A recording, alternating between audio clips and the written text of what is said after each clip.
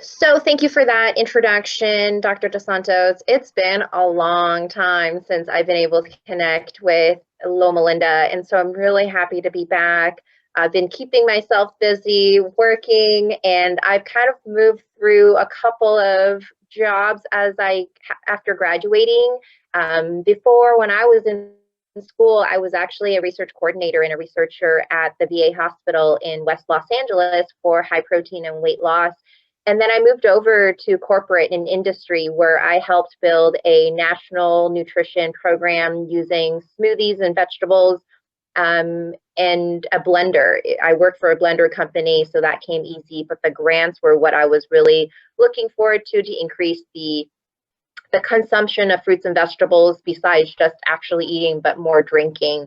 And now I'm working as a research investigator for a global supplement company. And so I thought maybe I can share with you what you can learn from my experience developing these supplements and the nutrient gap that comes with them. So with that said, I am going to share this presentation. Okay. So like I said, I develop supplements for the global space. So I take a lot in consideration, but I do understand that our audience may not necessarily need a global view. So I'll offer what domestically in the US we are experiencing. So we've already talked a little bit about me and where I come from, and I am a registered dietitian, really help me advocate for what our product should be about. And of course, my company supports that point of view of using food as nutrition first, but supplements acting as what it is called, supplementing your diet.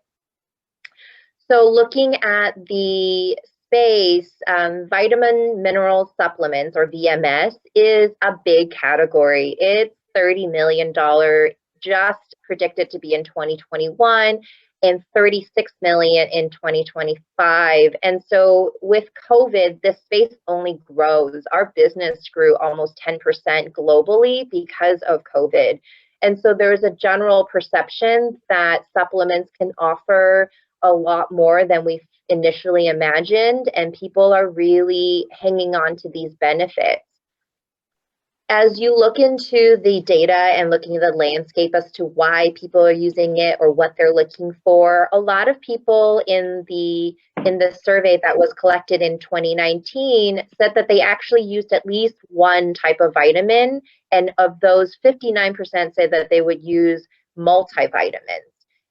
Now, when you look at the space, most people probably look at single letter vitamins. So you're thinking vitamin C, vitamin A, vitamin E, the B vitamins. And then there's a lesser group of people who are looking at minerals. So like copper or potassium, those are rare. And you can probably think about it and be like, oh yeah, I don't, that's not something I think about when I buy a supplement. Now, some of the reasons why somebody would want to use it is to improve overall health. They think that if they were, quote unquote, eating a balanced diet, that a supplement will help with it. They think that their doctors are telling them to. I know my primary care told me to take a vitamin D because I was deficient. And that's usually where most of the recommendations are coming from our primary care providers or from our doctors. When you are going into the store and looking on the shelves, you start seeing what benefits pop up on the labels, and most of them are immune health, general health and wellness, so like maybe energy or just feeling good about yourself. And then as you get a little bit older in the category, it becomes more of a joint health or bone health, like things that tend to be deteriorating with age or maybe not as great with age. So for those who are younger, maybe less than 40, they see a trend of thinking of outward beauty.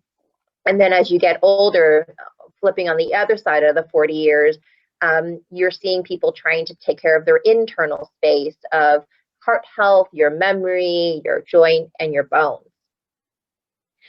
So when you look at the general landscape, it's important for us to be able to compete, because at the global, we're trying to sell products, right? So we're trying to sell products that are competitive, but at the same time, we're trying to balance what nutrition really is intended for. Supplements are never to replace food. That's a fact, and that's something that we stand by.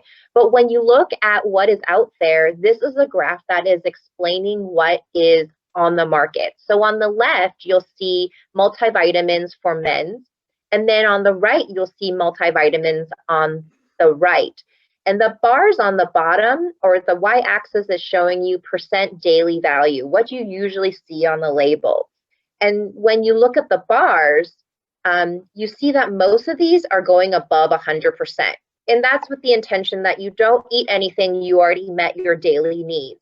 And so do we really need 700% of B12 or 800% of B12? Probably not. We could probably use a little bit more of iron or a little bit more of calcium. But in general, we feel that our competitors, or at least the vitamins and minerals in the space, are adding too much or too high of a value of vitamins and minerals, and that's not necessary, right? More of something is not always better. Because of some of these vitamins and minerals, you can go in toxicity, right? Especially your fat-soluble vitamins like your A, D, E.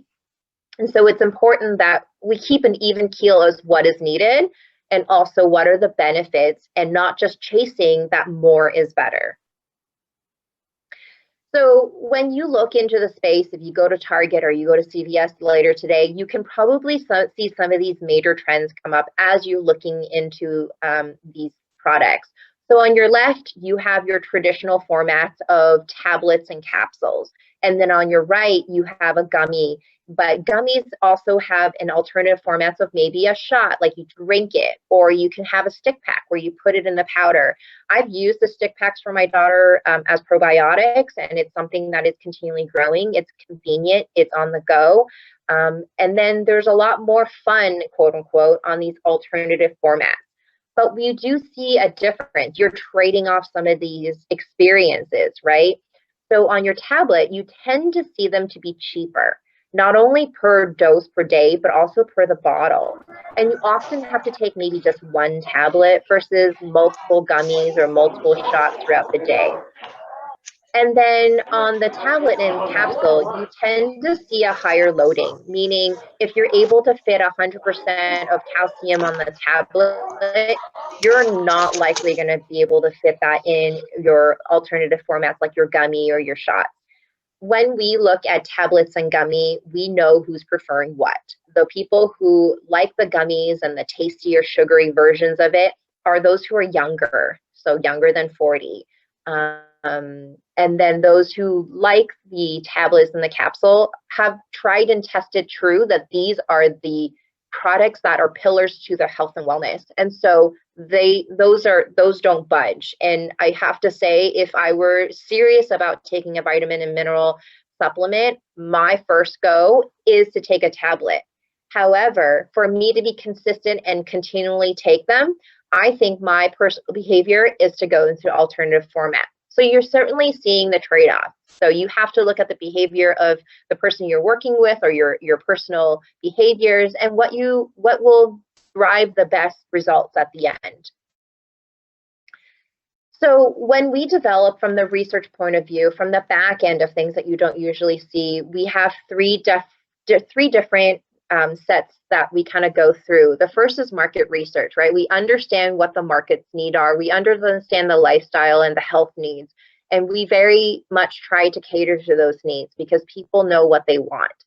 But when we look at nutrition recommendations, while the consumer may want 1,000 B12 because they want more energy and because their competitor has a B12 of 1,000% DV, nutrition recommendation wise, we can't recommend that. It is not something that we do because it's not professional, and I think it's not using your education the way that it's supposed to be done. I think it's not using it for good, I guess I'm trying to say.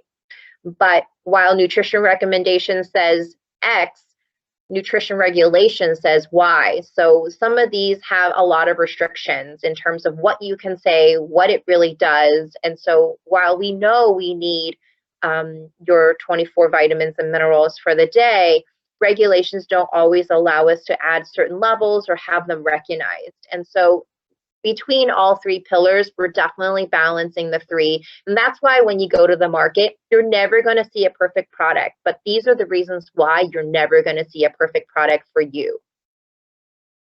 Now, looking at the nutrition recommendations, my first look is always looking at the dietary reference intakes as well as the RDA. Those are based on what healthy individuals need. It's not based on somebody with diabetes or somebody with heart conditions. It is what we imagine out of the 98% of healthy individuals would need to be healthy on a daily basis. It also looks based on gender, age, and lactation needs for females. And US is one of the main standards that we use, knowing that globally, Australia, New Zealand, Vietnam, Thailand, they all each have their own recommendations that they have that we should also follow. But dietary reference intakes as well as RDAs are probably one of the more go-to guidelines for us to understand, is this what you need and how much of it do we need? And please know that dietary reference intake is not the same as percent DV.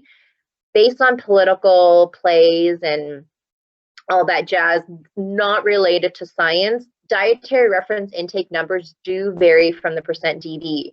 So while marketing is like, well, I'm not seeing 100% DV on my label from what you're recommending from the DRI, scientist perspective is I'm not going to recommend any more than you truly need. So we're going to have to balance the need of what is going to sell versus what's good for the consumer. The other thing that I also consider is upper tolerance level. So there are things where, let's just say you have 200% of vitamin A per daily dose. But for vitamins, you're expecting somebody to take this every single day. So toxicity will occur. So safety has to be a precaution for us. And so looking at the upper tolerance level and understanding the differences and how far you are on those, we make the recommendation of, on a daily dose, how much can you take so that you don't accumulate untoxic levels later on. And then for global, as well as looking at making formulas for everybody, we do go to the World Health Organization as well as the FAO. Those are world assemblies that help us guide our information. And so we use trackers. We also use a lot of surveys and research papers to understand inadequacy and deficiencies. Now, when you're looking at first world countries like US or Canada or most European countries like Germany or France, you're not going to see deficiencies. You're more likely to see inadequacy, which is the nutrient gap that you're trying to fill. When you get to maybe second world or third world countries, you're more likely to see the deficiencies, but inadequacy is still probably one of the stronger things you're going to match up with when you make a product. So when we look at those guidelines and we look at the research and we look at the population and we consider not only the needs to make somebody healthy, but we also consider the agricultural landscape. So looking at the soil quality, because you're really eating what's in your backyard most of the time, you then be able to create something like this, which is like a heat map of sorts to tell you where you're most likely to be inadequate, which is shown in red, but also what somebody is more likely to be in excess of, like iodine, right? So iodine is kind of a hot topic these days, depending on which country you talk to.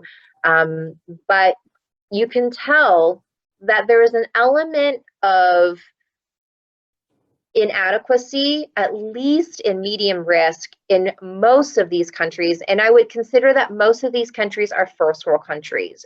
We're not really thinking of these as second or third world countries. So as well as our food supply is and our food sources are available to us, we are seeing inadequacy.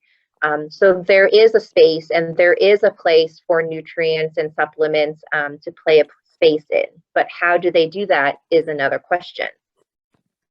Now, when you're looking at your vitamins and minerals, you can probably generally look at your vitamin, how many there are, right? 22 vitamins and minerals, or you have your vitamin A, D, E, and K, and all your Bs. You can look at it that way. However, for us, it is more important when you look at the form of it. And I think you may have heard already that sometimes certain forms of vitamins are more beneficial in terms of absorption and metabolism than others. So for example, iron tends to come in a form of salt, and there are many forms of it. Most of the time, the choices that people pick is based on its price and its space. So let's just take iron for example.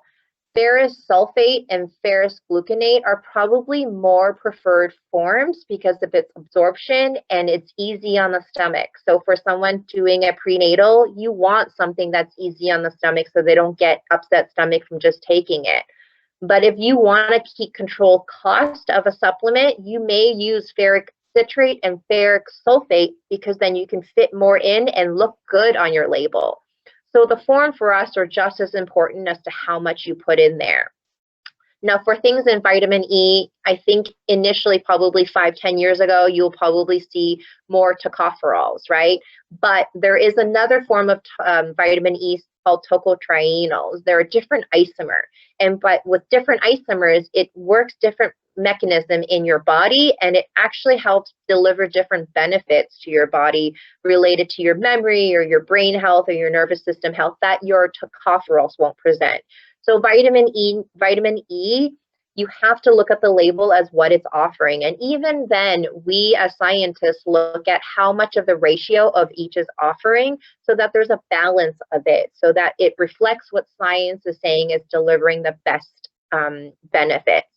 And I think vitamin E or vitamin D is probably the most prevalent of understanding that you often see D3 as a form of vitamin. It is the easier and more expensive version, but it is easier to absorb when you work with calcium. And the same thing with vitamin K. Vitamin K has a lot of restrictions globally, so you tend to see vitamin K1 in products a lot more than vitamin K2, but K2 is what you're trying to go for. Vitamin K1 is what you see in most of your foods. But vitamin K2 tends to come more from your fermented foods, from your nattos and foods that are probably not as common in the Western diet.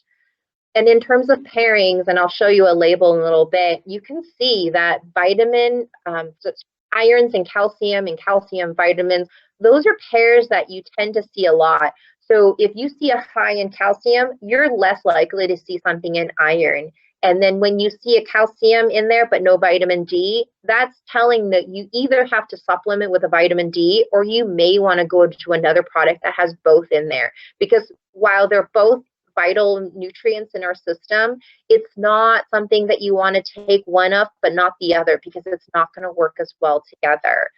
And then, of course, with vitamin K and calcium and vitamin A and E, it's talking more about the antagonistic versus synergistic effects of vitamins. And they do work in pairs, and they have ones that work better than the others.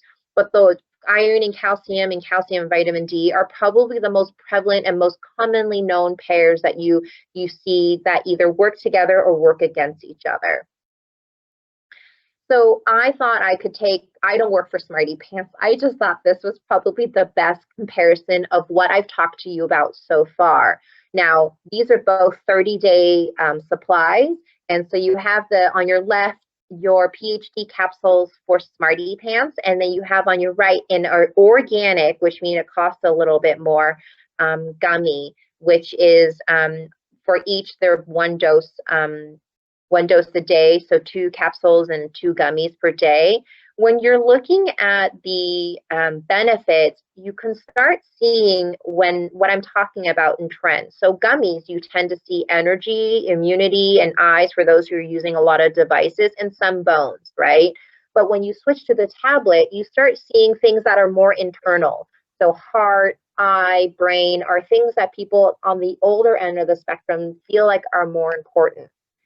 Just looking at what you're able to fit, you're missing a total of 7 vitamins and minerals from your organic side. And then from the capsule side, you somehow are able to see a vitamin K2 on your gummy, but you're also seeing a choline as well as iron on your capsule side. You're seeing differences here, right? That you can't have it all. And what these formulators did on these formula is balancing all of it, trying to get the claims that you wanted, trying to stuff as many vitamins and minerals so that they are competitive in the space, but also offer the form of vitamins that are probably best suited for the price and for what is being placed in these supplements. And so on the gummy, you can tell that there's neither iron or calcium. You are unlikely to find a calcium or an iron in a gummy because iron in gummy at its elemental form is very, very large. So unless you're willing to take a gummy the size of a rock, you're not going to be able to fit both of them in or even one of them in without paying for the price somewhere. So just a fact, if you want a calcium gummy, you should just take it as a separate rather than trying to fit it all in a multi. So what I wanted to share is not all of you work in supplements or in that space at all, but maybe some of you work with patients or clients, or maybe you want to better your own health. These are the 4 points that I thought was probably the most important in understanding what is valuable for you. So first, for generally healthy individuals with no pre-existing conditions related to chronic diseases, food is still best to fill the nutrient gap. However, food is still best to help you get what you need out of your day, but supplements and multivitamins can have a place in your diet to fill in that nutrient gap. And while gummies and other alternative formats are really tasty, they look great in pictures, they're easy to carry maybe, they have a lower dose of vitamins, minerals. You probably have to take more per dose, but that also means you have to take more sugar.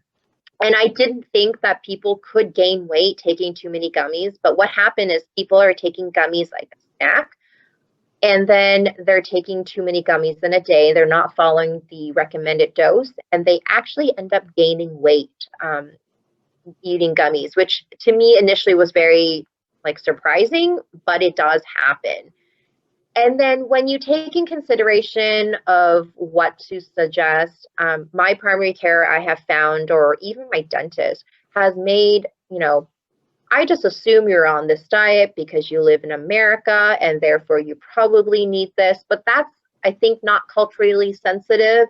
I think understanding the diet of the person and what they're more likely to consume is probably something that you want to think about before making your recommendation.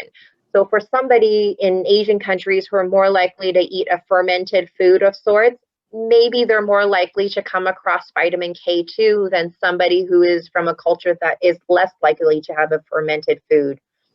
And of course, when you're looking at the RDA and the DRI, it is not the same as percent DVs.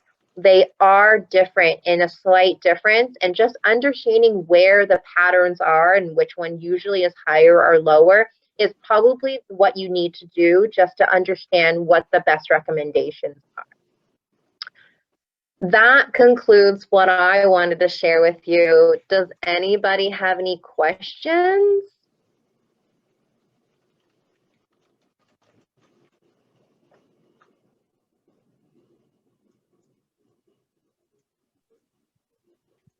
Thank you, Gigi. Very, very well done. Anybody wants to ask anything? Feel free now. You can unmute yourself if you want to say something, please. Hi, Gigi. My name is Michelle, and like you, I'm a registered dietitian. And by the way, happy belated Registered Dietitians Day. Is this today? I think there is a lot. It was yesterday. Oh, yes. And this month is National Nutrition Month, so perfect topic for this. There seems to be a lot more interest lately in having this food forward way of meeting your nutrient needs as opposed to supplements. And do you feel like, is this related to the pandemic? Do you feel like this is just kind of like where we've been heading kind of all along as more research is being done, or what do you think? So I think people have had a lot of time to kind of go back to the basics, right? We've had more time to make bread at the beginning of this pandemic. We've had more time at home, so maybe you want to start a garden. You've had more time to spend with your family, so maybe you want to cook more, or maybe you're strapped for cash, so you can't really go out to eat as much, or there's restrictions on going to restaurants. So I think this pandemic, as terrible as it is, has brought us to a lot of basics back to what maybe I was more used to as a kid. And so I love that you're seeing that in your landscape. Because my head is so much into the supplement world, all I see is the numbers going up in terms of what people are consuming as supplements. And while it's great for business, I really hope that people understand that food is first. I have to share that my personal experience was at the beginning of the pandemic. I went from grocery shopping every single week to maybe once every 3 weeks to minimize my exposure outside. And what happened was I started to feel some deficiencies with like tiredness or lethargy, or my eyes were feeling tired because I was using the screen so much more. And I thought that those were very much alleviated once I added a supplement in there. And I was thinking, and it's not proven, that maybe I went from quick access of fruits and vegetables every single day or every single week to maybe things that are sitting in my fridge a little longer, deteriorating its vitamin mineral concentrations a little more. But that's just a thought. It's not proven. Hey, Gigi, I know you are not defending a dissertation, so you don't have a conflict of interest. I want to know what is your company? What vitamins we can indicate that are good? I mean, in terms of brand. So I work for Amway, which is a multi-level marketing. Oh. I do understand that people see MLMs very differently. I think that I can only stand by the science that I do, and that I hope that my reputation as a scientist will hopefully reflect slightly as to what kind of company I work for. I personally don't just take Amway products. I take Pharmavite. I take, what's the last one that I took? I take Gaia as a botanical. So right now I'm taking an ashwagandha product. For me, I'm looking at consistency. So larger companies like Smarty Pants that just got bought out by Unilever, which is now the same company as Ollie. I think consistency is very key to me. When you're working with smaller companies, your supply chains are very different, and therefore you have different leverages to create a good product. Gummies are a hot item right now, and to have a supplier help you make some of these is a tricky thing. So the bigger you are, the more consistent of a product you're going to get. As you're talking about botanicals, though, botanical and clean ingredients are very important to me. So Gaia is one that is based out of North Carolina. It's relatively international, I think. At least it's very prominent in the naturopathic space. When you look at their business practices, farming is a very important way of understanding whether they care about your products or not. So a good example is I recently went through learning experience with botanicals and the extraction process. Most of them can be done with alcohol or water. Now it's going through carbons and gases. And so they're trying to have a cleaner way of extracting gases or extracting botanicals. But even the dose of extraction is important. So the recommended dose for ashwagandha, for example, is about 300 to 300 milligrams per day per dose. And that's what Gaia is selling. And you can say, well, maybe they just matching the science with a product. Well, that's what you're kind of looking for. When you go to places like Costco, and Costco is great. Costco has a lot of products you can search for. They do sell an ashwagandha called Youtheory, and I'm not as familiar with Youtheory as a company, but when I try to decide, do I take Gaia again when it's more expensive, or do I go to Youtheory, which allows me to buy at a cheaper rate, I'm seeing per dose as 1,000 milligrams. So you're not even just looking at the double the amount, you're looking at 3 times the amount. And then I start questioning, like, well, why did you put 3? Because I don't see the benefit in that. Where did you get it? I can't see the extraction process. And so when you're looking at botanical labels or even forms, you should be able to see what form is on your label for your education and transparency. So practices like that in terms of clean label, vegan, traceability, where you can scan it and know where your botanicals are coming from, and also the way it's extracted and the extraction ratios is very important to a consumer. It's difficult for a consumer to learn all of that, but I think the more you read, the more you hear, and more webinars you join on, you can hear what the science is saying, and you can see what the products is translating to in the market. I want to ask you, thank you. I want to ask you another question regarding vitamin D, because this is a very complicated issue. The RDA still is what, 800 units, but many studies are saying that we have 5,000, need for 5,000 units. So how you balance those things? What is your opinion on that? So I feel that first you need to test what your level is, right? I think your genetic makeup really helps you understand, are you a fast metabolizer, or do you just not absorb? I think sunshine is probably it, or the quick even struggle with it. Like, I personally go running with no sunscreen on just to maximize my vitamin D level, and I go for an hour run at least a couple of times a week, and I am still deficient, right? So that means I am in need of supplementation. In terms of the amount, though, the labels are making it, the products are making it difficult for you to customize that amount. And so I think you tend to see 1,000, if not 5,000 IUs, or 10,000 IUs. I've seen those too in most of the products that you're having.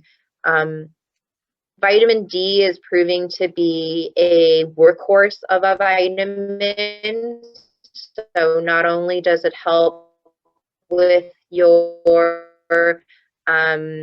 bones, but it also helps and take seriously understanding what your levels are in your body. Continually get your physical checkups so that you're aware of how you're absorbing these nutrients, and really go outside and take those.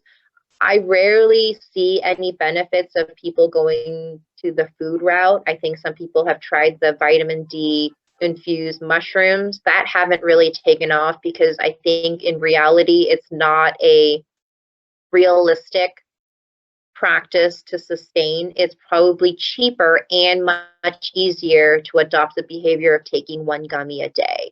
So that's my view on it, and that's how I can see the products on the market.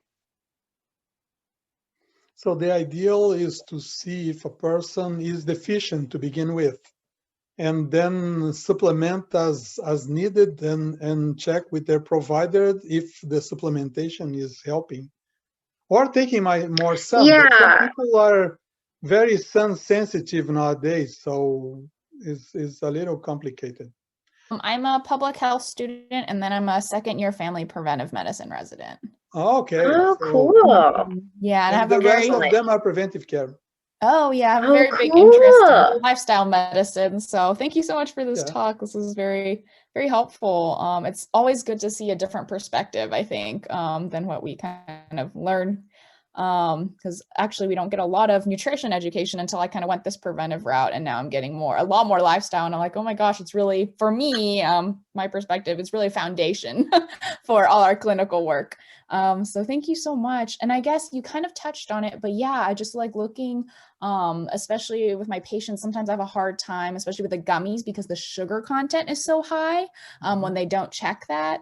And so I guess you kind of compared the two, like tablets and gummies, and also talked a little bit about like, which supplements do you choose? Like you look at the consistency in the product. Are there other like red flags that you've seen and you tell like your clients about, or other people about that they should watch out for in terms of that, or things that are, because I know a lot are not regulated specifically, so it's good that you talked about the ingredients and things like that, but just kind of overall maybe like some red flags or some good signs for supplement products.